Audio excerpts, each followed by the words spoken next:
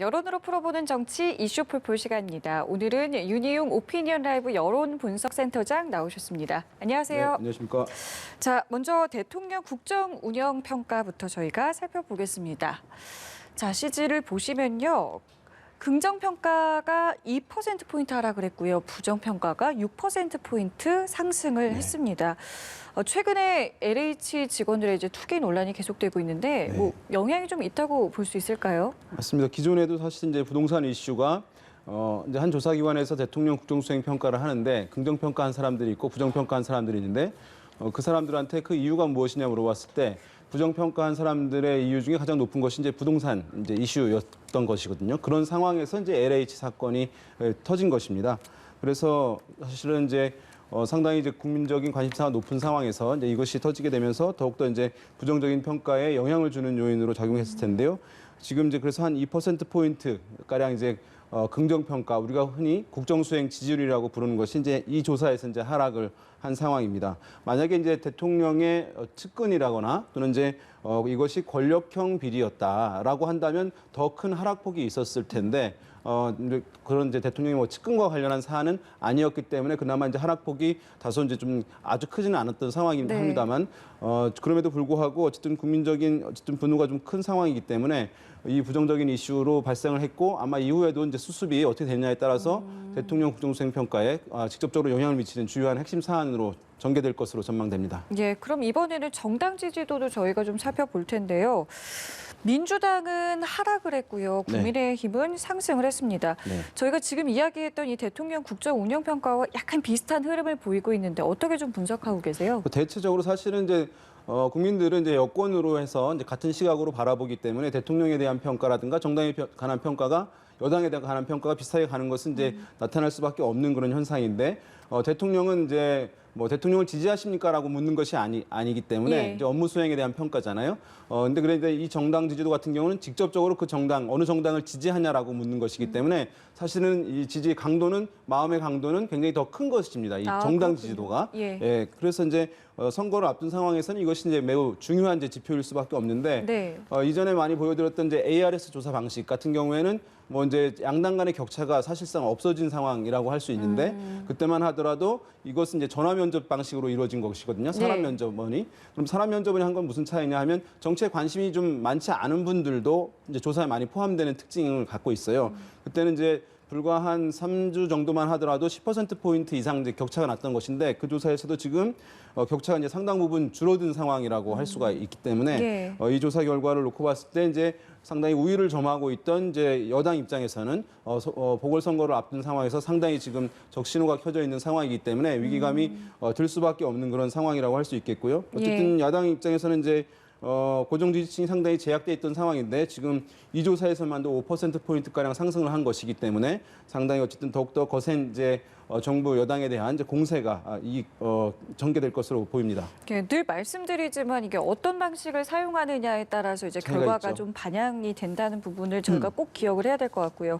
이 부동산 이슈라는 게요. LH 투기 사건이 벌어지기 전에도 사실 굉장히 민감한 이슈였는데 이제 재보궐이 한 달이 안 남았단 말이에요. 양당의 대응이 무척 중요해 보이는데 어떻게 좀 보세요?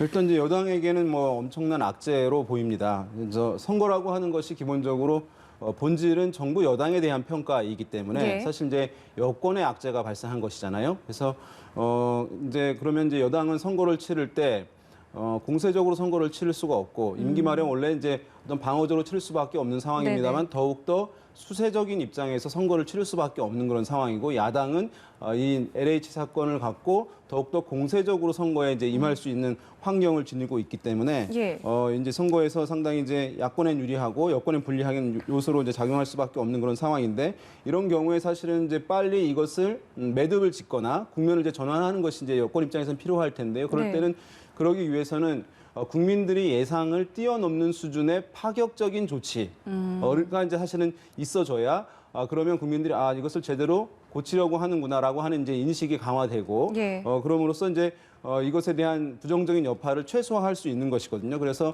지금 국수본이 출범하기도 한 상황인데요. 이것이 이제 철저하게 수사가 되고 또 만약에 좀 빠르게 어떤 수사 결과, 조사 결과가 나오고 그것에 대한 이제 재발 방지라든가 책임자에 대한 처벌이라든가 이런 이제 조치들이 좀 빠르게 나느냐 여부가 중요한 또 관건 중에 하나가 되지 않을까 싶습니다. 이 이슈가 언제까지 가느냐가 상당히 중요하겠군요. 그렇습니다. 네. 자, 이번에는요. 저희 재보궐선거에서도 이제 서울시장 가상 양자 대결 결과를 좀 살펴보도록 하겠습니다. 네. 상당히 뭐 다양한 기관에서 조사가 이루어지고 있고 결과 역시 팽팽한 모습인데요.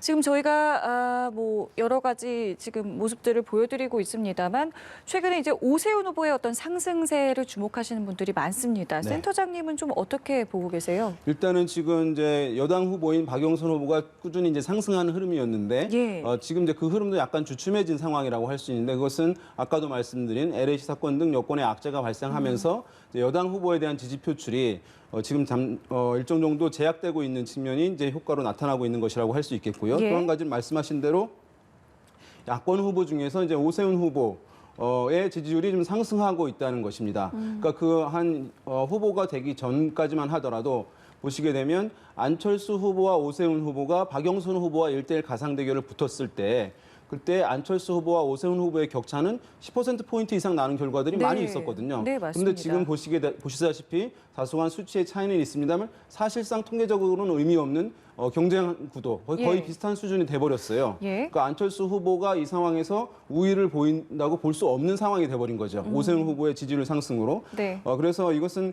뭐 오세훈 후보가 이제 국민의힘 후보 경선에서 통과하게 되면서 집중적인 조명을 받고 컨벤션 효과도 일정 부분 있겠을 텐데 또 한편으로는 어쨌든 윤석열 전 총장이 이제 검찰총장을 사퇴하고 정치권에 이제 참여할 것이다라고 하는 이제 모습을 좀 보이게 되면서 이제 국민의힘 후보에 대해서는 비토 또는 거부감을 지니고 있던 범야권층의 일정 부분 분들이 그런 정서가 있었거든요. 국민의힘 소속 후보에 대한 거부감이 있는 것이. 그런데 이제 윤석열 전 총장이 정치권에 좀 참여할 것처럼 비춰지게 되면서 예. 야권 전체의 어떤 기대감을 높이게 되면서 국민의힘 소속 후보에 대한 그런 거부 정서를 일정 부분 좀 약화시킨 측면이 있어 보입니다. 그럼으로써 이제 국민의힘 소속 후보인 오세훈 후보에 대한 지지가 제약되던 부분들이 예. 거치게 되면서 안철수 후보와 별 차이가 없는 그런 상황이 결과로 지금 나타나고 있어서 아마 두 후보 간에 이제 단일화 논의가 이루어지고 있는데 과거에는 뭐 방식이라든가 뭐 조사 문구에 대한 단일화 예. 조사 여론조사 문항에 대한 이제 논의가 많이 쟁점이 됐는데 네. 이번에는 그것보다도 조사 시기에 대한 쟁점이 더 클 것으로 보입니다. 그러니까 그렇겠군요. 오세훈 후보는 최근에 상승세를 기반으로 해서 최대한 좀 뒤로 늦춰서 본인의 지지가 더 상승했을 때 여론조사 단일화를 하고 싶은 마음이 있겠고 안철수 대표 입장에서는 그것이 좀 빠르게 실시되어서 지금의 이제 다소간의 우위에 있는 상황에서 예. 여론조사 단일화를 하고자 하는 측면이 있어서 그 시기에 대한 쟁점이 가장 첨예하게 지금 맞붙고 있는 것으로 보입니다. 예, 그 윤석열 전 총장의 어떤 변수에 대해서 말씀을 해주셨는데 사퇴 이후에 그렇다면 차기 대선 주자 적합도에는 어떤 변화가 있는지 저희가 좀 살펴보면요. 이재명 지사와 근소한 차이를 보이고 있습니다. 사실은 뭐 윤석열 전 총장이 사퇴하게 되면 막연하게 이제 오를 것이다 이런 추측은 있었습니다만은 15%포인트가 올랐거든요. 어떻게 좀 네. 보셨습니까? 그래서 상당히 이제 어쨌든 상승폭이 이제 컸습니다. 어떤 조사에서는 뭐 조사 방식에 따라서 30% 넘기도 한 조사도 예. 있고요. 그래서 유리가 나온 조사들도 많이 있었고 이 조사에서는 이제 이재명 경기지사와 이제 팽팽한 수준을 이제 보여주고 있는 것이니까 이른바 어떻게 보면 이제 이강 구도를 보이고 있다라고 이제 해도 과언이 아닌 그런 상황에 돼 있는데요. 어쨌든 최근 어쨌든 가장 언론에 또는 대중의 주목을 받은 인물이 이제 윤석열 전 총장이기 때문에 예. 사람들이 미디어를 통해서 정보를 많이 흡수를 하게 되면 사실 이제 이런 조사 질문이 있을 때 그 인물에 대한 이제 선택이 높아지기 마련이거든요. 그러니까 그런 것을 이제 언론의 주목 효과가 높아진 측면이 사실은 영향을 미쳤을 가능성이 이제 일정 부분 있고요. 또 한편으로는 어쨌든 이제 보수 진영에서 경쟁자가 없는 그런 상황입니다. 그러니까 만약에 보수 진영에서 야권에서 유력한 인물들이 몇 명이 있었다고 한다면 상승폭이 제약될 수밖에 없었겠죠. 왜냐하면 전체 합은 사실 정해져 있는 것이거든요. 그렇죠. 여론조사라고 하는 것이. 예.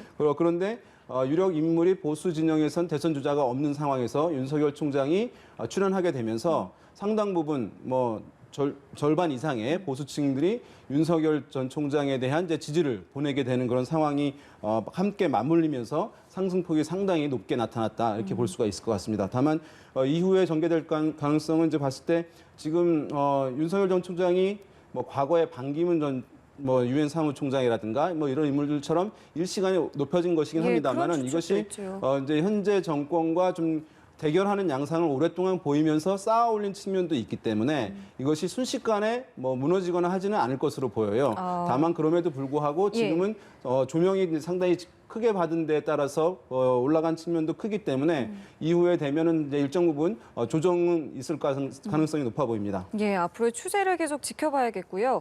자, 그렇다면은 우리 국민들은 내년 대선에서 어떤 방향으로 가야 한다고 생각하는지를 물었는데요. 네.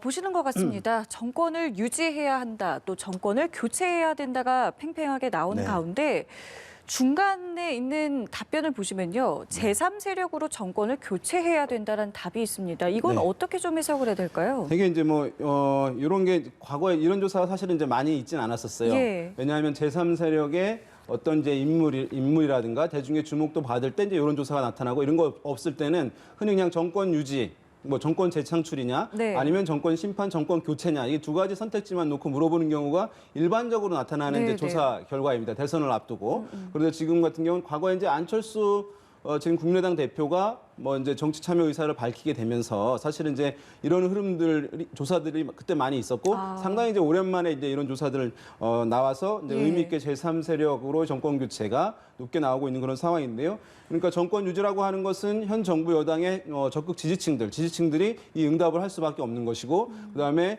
지금 제1야당으로 정권 교체라고 하는 것은 이제 제1야당인 국민의힘 지지층에서 네. 이제 이 응답을 강하게 하는 것이라고 할 수 있을 텐데 반면에 이제 지금 제3세력으로의 정권 교체 같은 경우는 어떤 기존 정치에 대해서 거부감이 있는 분들, 기존 정치에 대해서 어떤 변화가 필요하다라고 생각하시는 분들이 이제 주로 이제 이 응답을 하게 되는 것입니다. 예. 그래서 아마도 막연히 사람들이 응답할 때 어떤 인물을 두고 선택을 하는 경향들이 크기 때문에 지금 상황에서는 아마 윤석열 전 총장을 염두에 둔 상당 부분에 그래도 좀 어떤 틀에서 이제 중도 또는 보수층에서 범보수층에서 이제 또는 보수층이지만 국민의힘에 대해서는 아직 충분하게 이제 호응이 있지 않은 층들에서 예. 제3세력으로의 정권 교체 응답을 한 것인데 이것을 보고 아무튼 윤석열 전 총장 같은 경우는 정치를 하게 된다면 고심은 좀 있을 것 같아요. 왜냐하면 이것이 압도적으로 높았다고 한다면 내가 반드시 별도의 정당과 또는 세력을 만들어서 갈 것이다라고 생각할 텐데 예. 지금 보면 또 제1야당으로의 정권 교체도 수치상은 더 높은 상황이기 때문에 지금 당장 어떤 행보를 결정하기는 어려울 것이라고 보고 이후에 나오는 4월 재보궐선거의 어떤 결과를 놓고 아마 이후의 행보에 대해서 방향에 대해서 더 선택하지 않을까 싶습니다. 예, 그럼 끝으로 차기 대통령에게 우리 국민들이 기대하는 자질은 무엇인지에 대해서 물어봤는데요. 이런 결과들이 나왔습니다. 일단 가장 높았던 것은 민생 경제를 해결해 줘야 한다. 두 번째는 공정과 정의를 실현해야 된다. 그리고 기타 등등 이제 문항들이 있는데 이 결과 보시고 어떤 생각하셨는지요? 되게 이제 여론조사를 하게 되면 경제가 들어가는 선택지가 있잖아요. 예. 그러면은 그게 가장 이제 1등으로 나오는 경우가 대부분이긴 합니다. 그렇군요. 국민들은 사실 이제 그런 경제를 굉장히 중요시하게 생각하는 것이기 때문에 그래서 예. 이제 약간은 이제 거품이 있는 부분들은 있어요. 물론 이제 그것이 중요하게 생각하는 것도 맞긴 합니다만은 그래서 이제 어떤 조사에서는 이제 그걸 빼놓고 이제 하기도 합니다. 왜냐하면 제하고요. 가려지니까. 예. 그런데 어쨌든 간에 이제 이런 조사들이 이제 필요한 것은 그러면 이번 대선에서 국민들이 바라는 이른바 정치권에서 얘기하는 시대 정신이 무엇인가. 그래서 그것을 찾아내서 많은 대선 주자들이 내가 그 이미지를 강화해야지라고 하는데 이제 참조를 하게 되는 것이거든요. 근데 지금 보게 되면 경제가 가장 높긴 합니다만은 뚜렷하게 어떤 사안이 높지는 않은 상황이라고 할 수 결과라고 할 수 있어요. 그러니까 지금 공정과 정의가 높은데 여기는 아마 윤석열 전 총장을 지지하는 분들이 응답한 부분도 있겠습니다만 또 여권층에서도 공정과 정의가 여전히 지속적으로 개혁이 또는 추진이 필요하다고 하시는 분들도 응답을 이제 많이 했거든요. 예. 그런 상황이기 때문에 이것을 가지고 어떤 시대 정신을 찾을 것이냐 또는 이제 소통도 어느 정도 나오는 그런 상황이잖아요. 예. 그래서 이제 많은 이제 대선 주자들도 고민을 하고 있을 상황이고 그런 면에서 봤을 때 좀 종합적인 역량들이 필요한 측면이 있겠고 대선 주자들로서 그리고 사실은 이제 시대 정신 아까 얘기 나왔습니다만은 이것은 우리가 사전적으로 찾기도 하지만은 이것은 이제 필연적으로는 사후적 개념이긴 합니다. 선거가 끝나고 나서 당선된 어떤 대선 주자가 네. 대통령이 어떤 이제 슬로건을 내세우고 당선이 됐다라고 하면 사후적으로 이번에 시대 정신은 그때 이거였구나라고 이제 하는 것이지. 왜냐하면 시대 정신이 이거라고 생각을 했는데 이것을 주장했던 어떤 후보가 탈락할 수도 있는 것이거든요. 그렇죠. 그런 면에서 봤을 때 약간 시대 정신이라는 것이 중요하기도 합니다만은 실제 또 그 인물의 어떤 경쟁력과 결합되어야지만 더욱더 그 이슈와 쟁점 또는 그 분야에 대해서 관심도가 더 커질 수 있다는 것은 이제 참조하시면 좋을 것 같습니다. 네, 알겠습니다. 저희 오늘 말씀 여기서 마무리 짓겠습니다. 지금까지 윤희웅 오피니언 라이브 여론분석 센터장과 함께했습니다. 오늘 말씀 고맙습니다. 네, 감사합니다.